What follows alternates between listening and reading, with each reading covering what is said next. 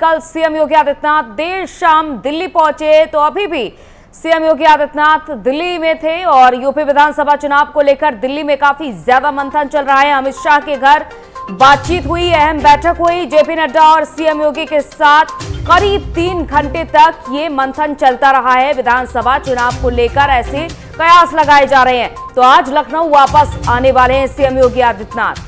तो कल देर शाम 7 बजे दिल्ली के लिए रवाना हुए थे और उसके बाद 3 घंटे तक गृह मंत्री अमित शाह के साथ और साथ ही साथ राष्ट्रीय अध्यक्ष जेपी नड्डा के साथ बातचीत होती रही और विधानसभा चुनाव को लेकर मंथन जारी रहा है। घर में अहम बैठक हुई और बातचीत हुई है और कमान सीएम योगी आदित्यनाथ के हाथों में है। उत्तर प्रदेश की जिम्मेदारी उनको निभानी है और ऐसे में दिल्ली में पहले से ही स्वतंत्र देव सिंह और सुनील बंसल भी मौजूद रहे थे।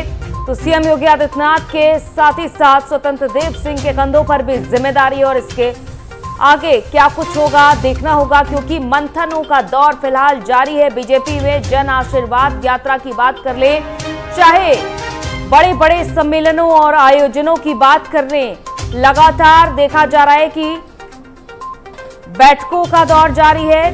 कभी लखनऊ तो कभी दिल्ली दौरे पर नजर आ रहे हैं सीएम योगी आदित्यनाथ और कभी खुद केंद्रीय नेतृत्व तो चलकर लखनऊ आता है और कभी खुद सीएम योगी आदित्यनाथ दिल्ली जा रहे हैं। तो ये बातचीत का सिलसिला जारी है और मंथन का दौर जारी है। क्या कुछ चल रहा है बीजेपी खेमे में, ये फिलहाल अभी कुछ खास निकल कर नहीं आया है, लेकिन जिस तरीके से मुलाकात और बातचीत हो रही, कयास यही लगाए जा रहे हैं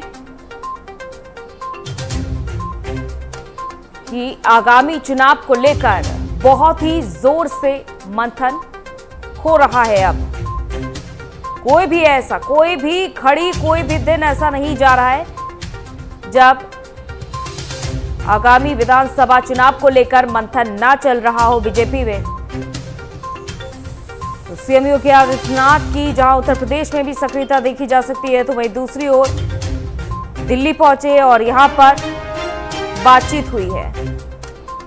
नंदन श्रीवास्तव हमारे साथ जुड़ चुके हैं। नंदन, सीएम योगी आदित्यनाथ को अचानक से कल दिल्ली बुलाया गया और दिल्ली में 3 घंटे तक बातचीत चलती रही है। फिलहाल इनपुट्स क्या मिल रहे हैं आपको? और देखिए, जिस तरीके से उत्तर प्रदेश विधानसभा चुनाव में 6 महीने बचे हुए हैं, उसी को लेकर जो रणनीति भारतीय जनता पार्टी बना रही है, उससे साफ है कि उत्तर प्रदेश में कोई भी चूक भारतीय जनता पार्टी नहीं चाहती है करना। और इसी वजह से कल देर रात मुख्यमंत्री योगी आदित्यनाथ दिल्ली पहुंचे और अमित शाह के आवास पे मीटिंग हुई। वहां पे जेपी नड्डा राष्ट्रीय संगठन मंत्री थे, वो उपलब्ध थे। वहां पे अमित शाह थे और जो संगठन मंत्री हैं बी एल संतोष वहां पे थे। प्रदेश अध्यक्ष उत्तर प्रदेश के स्वतंत्र देव सिंह, सभी लोगों की मीटिंग अमित शाह के आवास पे हुई। और कहीं ना कहीं जो मंथन का दौर है भारतीय जनता पार्टी में शुरू हो चुका है और लगातार कोई ऐसे दिन नहीं खाली जा रहा है जहां पे मंथन का बैठकों का दौर खाली जाए। इसी वजह से भारतीय जनता पार्टी प्रतिदिन कोई ना कोई मीटिंग, कोई ना कोई जो रणनीति बनाने को लेकर जो है उस पर विचार करती नजर आ रही है। बिल्कुल, क्या लग रहा है अभी तक जो बातचीत चली है, अभी जो बैठकों का दौर चला है, क्या कुछ निष्कर्ष आखिर निकल रहा है? क्योंकि लगातार ये मंथन चल रहा है और जन आशीर्वाद यात्रा, चाहे वो पिछड़ा वर्ग से जुड़ा सम्मेलन हो, किसानों से जुड़ा सम्मेलन हो, बड़े बड़े सम्मेलनों के बारे में विचार विमर्श भी किया जा रहा है खेमे में। वैसे में ये जो 3 घंटे वार्तालाप चला है, क्या आखिर निकला है? देखिए अंजलि, जैसे कि हम बात करें, भारतीय जनता पार्टी अपने जन आशीर्वाद रैली निकाल रही है, यात्रा निकाली है। उसके बाद से महज 6 महीने चुनाव में बचे हुए हैं और विपक्ष जिस तरीके से सरकार को बेरोजगारी के मुद्दे पे, कोविड के मुद्दे पे, तमाम ऐसे मुद्दों को लेकर घेर रही है, जिसको लेकर उत्तर प्रदेश में मंथनों का दौर जारी है भारतीय जनता पार्टी में। मुख्यमंत्री इसीलिए देर रात को दिल्ली पहुंचे और वहां जो अमित शाह के आवास पे मीटिंग हुई और मीटिंग में कहीं ना कहीं ये निर्णय जरूर लिया जा रहा है कि उत्तर प्रदेश में किस रणनीति के आधार पर चुनाव लड़ा जाए। हालांकि विपक्ष सभी विपक्षों की सक्रियता दिख रही है, चाहे वो समाजवादी पार्टी की बात करें या फिर बहुजन समाजवादी पार्टी की बात करें या फिर कांग्रेस की बात करें।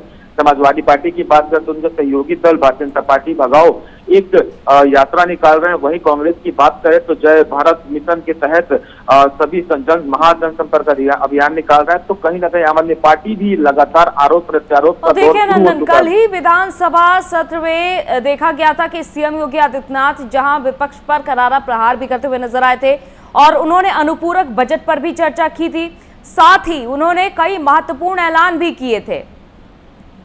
जी बिल्कुल अंजलि, देखा जाए अनुपूरक बजट हो या फिर तमाम मुख्य बिंदुओं के लेकर ऐलान करना हो, कल जो विधानसभा सत्र रहा भारतीय जनता पार्टी के हाथ में रहा, क्योंकि कई बिंदुओं पर उन्होंने टिप्पणी करी और विपक्ष को भी घेरा। उन्होंने साफ कहा कि अगर भू माफिया को जो साथ देगा, अगर जो अपने साथ लेकर चलेगा, उसके पीछे पीछे उत्तर प्रदेश में बुलडोजर भी चलेगा। यानी कि जो अवैध संपत्तियां उत्तर प्रदेश में भू माफियाओं से सरकार ने ली है, उस जमीन पर गरीबों और दलितों के लिए आवास बनकर तैयार होगा और कहीं ना कहीं वो आवास उस गरीब को दिया जाएगा, जिस आवास को जो माफिया भू माफिया है या फिर अपराधी थे जिन्होंने अवैध कब्जा कर रखा था, जिसको सरकार ने छुड़ाया, उसी जमीन पर एक आवास बनाया जाएगा, सरकारी आवास बनाया जाएगा, जिसको गरीबों को और दलितों को दान में दिया जाएगा। तो कहीं ना कहीं जो सरकार की रणनीति साफ नजर आ रही है कि उत्तर प्रदेश की विधानसभा चुनाव को लेकर सभी वर्गों को जिस तरीके से साधना है वो साफ नजर आ रहा है अंजलि। और कहीं ऐसा तो नहीं, क्योंकि देखिए प्रदेश में अभी अन्य भी पार्टियों के सम्मेलन और बड़े बड़े आयोजन और यात्राएं हो रही हैं, तो उसको साधने की भी पूरी कोशिश हो सकती है बीजेपी की ओर से। देखिए अंजलि, यही मैं बता रहा था आपको कि अगर समाजवादी पार्टी की बात करें तो उसको सहयोगी दल जो है वो भारतीय जनता पार्टी भगाओ यात्रा निकाल रहा है, जन क्रांति यात्रा निकाल रहे हैं। वहीं अगर कांग्रेस की बात करें तो जय भारत उनका संपर्क अभियान चल रहा है, 19 से 21 तारीख तक चलेगा। अगर वहीं समाजवादी पार्टी के अलावा बहुजन समाजवादी पार्टी की बात करें, प्रबुद्ध सम्मेलन वो कर रही है। तो कहीं ना कहीं सभी पार्टियां अपने अपने स्तर से भारतीय जनता पार्टी को घेरने का प्रयास कर रही है और भारतीय जनता पार्टी अपना जन आशीर्वाद रैली निकाल के ये साबित करना चाहती है कि जो जन सैलाब है वो भारतीय जनता पार्टी के साथ में है और कहीं ना कहीं उत्तर प्रदेश के 2022 के विधानसभा चुनाव में और अभी देखिए नंदन, हमारी नजर एक चीज से अभी चूक रही है, वो ये है मंत्रिमंडल विस्तार।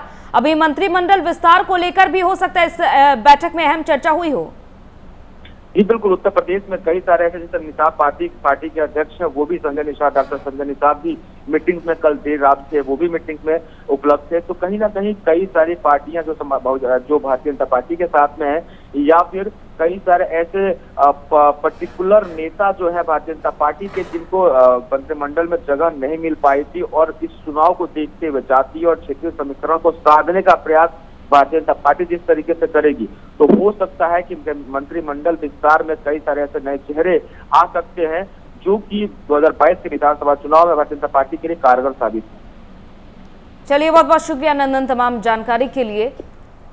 तो दिल्ली दौरे पर रहे यूपी के मुखिया योगी आदित्यनाथ और कई महत्वपूर्ण ऐसी बातें हैं उत्तर प्रदेश से जुड़ी, चाहे वो आगे आगामी विधानसभा चुनाव हो या फिर मंत्रिमंडल विस्तार हो या फिर योजनाओं से जुड़ी बड़ी बड़ी बातें हों और चाहे वो अन्य पार्टियों के सम्मेलनों को साधने की कोशिश हो।